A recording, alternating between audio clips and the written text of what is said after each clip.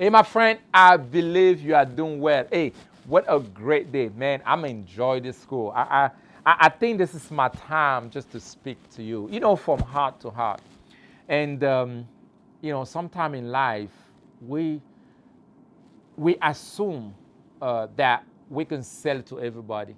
But the reality is, some people can buy. That's why some people just buy quick and some don't. So as a salesperson, as a business person, you have to understand, how to qualify prosper. How can you know that, hey, what's the process you can use to know that, hey, this person will buy and that person is not going to buy?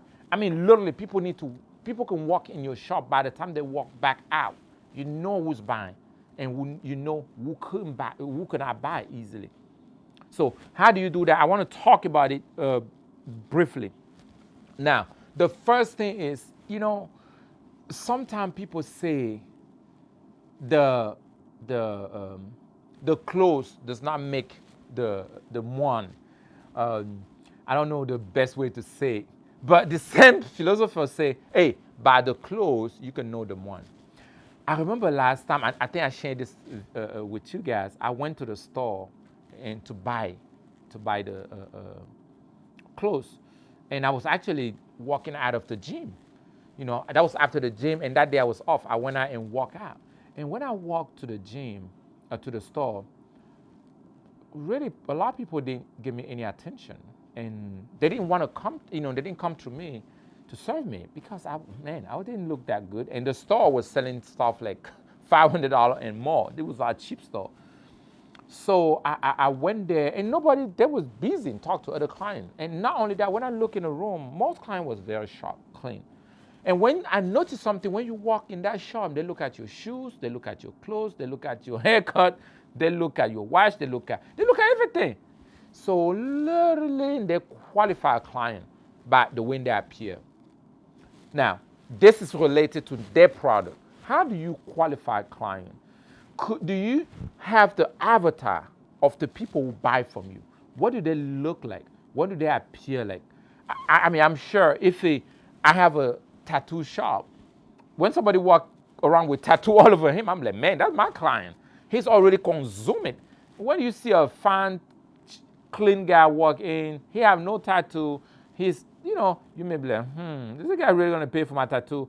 So are you gonna spend time on this guy that is consumer or this guy who have nothing, will look like he's a consumer?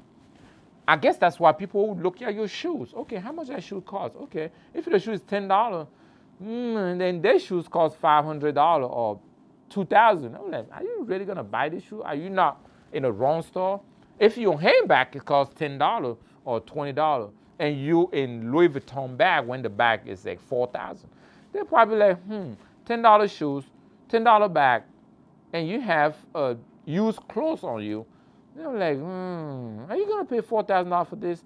You may pay, but it's gonna take a lot to qualify you. So literally, they focus on everybody first and come to you last. Continue my story. So in that store, nobody talked to me. I'm like, man, I have money. I can buy this whole store. But they don't care. They profile me immediately. And they didn't qualify me. So that's the first thing.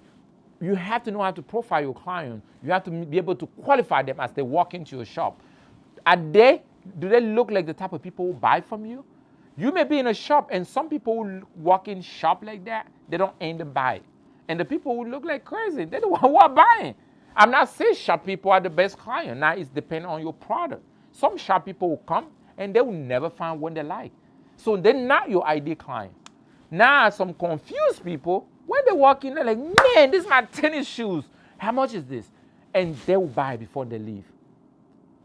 So you have to know your client avatar. That's number one. Number two, now when you start a conversation with a client, don't just push the thing to them.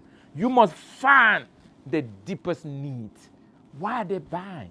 I always like to ask people questions. Even most of you ask me a question about this product. I will ask people, why do you want to pay for school of coaching? If somebody tell me, oh, I just want to learn some technique. I'm like, man, you're not really my client.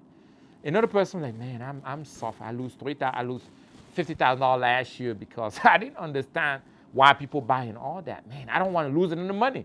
I'm paying rent. I have product. I can't sell it. I want to learn how to do it. I'm suffering. I'm bleeding. I'm like, aha, I find the deeper need. What is the deeper need? That's the deeper need. Why are they buying? I have a guy who came to me.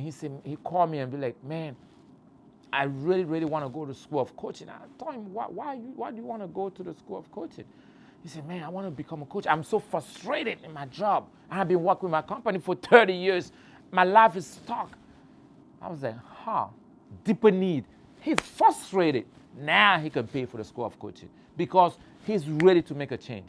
And then some people, I talk to some people and say, yeah, I want to be prepared for business. I want to work on my master's degree or doctorate degree, and I want to do business one day. That's not deep enough. That's not a good reason. The need, when you look at the deepest need, it's not there. You can do with that. Look at the COVID.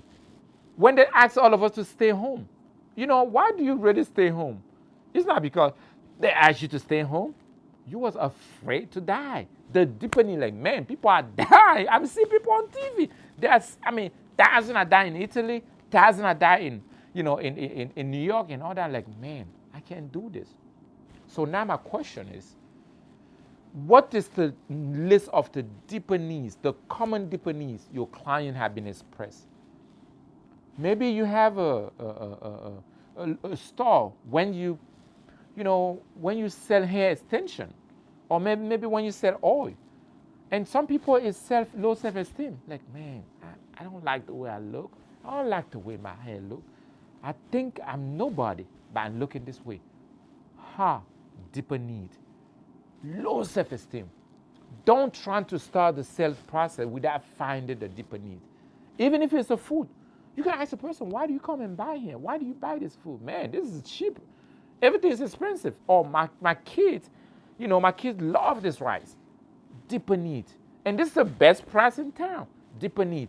Hey, I think with this I'm saving money every month, but I'm buying this type of food. Oh, if I buy this suit, I can get a job. Deeper need. If I join this organization, I can find a wife easily. Deeper need. You'll be so shocked why people buy. Find a deep why people can buy your product, why people will join your church, why people will join your organization, why people will hire you. What is the deeper need? What's the fear? What's that reason? Make sure you find that before you start any sales process. All right. Tomorrow we'll talk about something very, very, very, very powerful. Give a prospect a way to justify buying. Find a deeper need and give them away. Remember, people don't buy, or people buy for the need and then justify with logic. So tomorrow we will embrace that, and by the end of this, trust me, man, you'll be able to profile a person as soon as they come to your shop, and nobody will walk in and walk out. You yourself, you'll be push some people out because they're not clients. You already know.